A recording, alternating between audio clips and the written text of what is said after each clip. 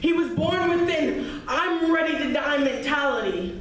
Because straight out of the womb, he was branded with the color blue, never had the time to bloom, because a third generation Crip has to be ready. So they told him this cold black steel is his friend, his protector. Every day carrying the 9 to class, the gun scares him, the power scares him, although he's never had to shoot it. The thought of taking a license chills an electroshock up his spine. He walks a thin line.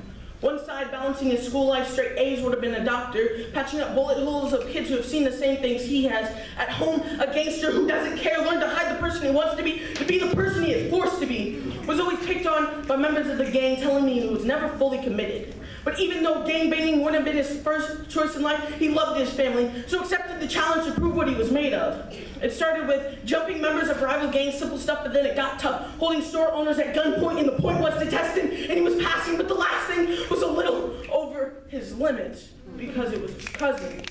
No, a snitch. Snitches aren't family, but he knew what they had gone through. He was the one to teach him how to ride his bike and tie his shoes, but he was a fool, pulled the trigger, and his cousin died that night.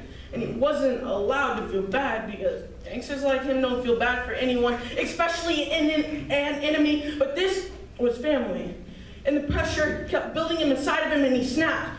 And he couldn't leave because even though the colors were blue, it was still blood out. And if it wasn't him, it was his little sis, and he couldn't look like a wuss leaving her, so they left together. But they could never look back, but kept a flashback in the back of their mind to remind him what had happened that night, to remind him there was no going home, because what would wait for him and his family for generations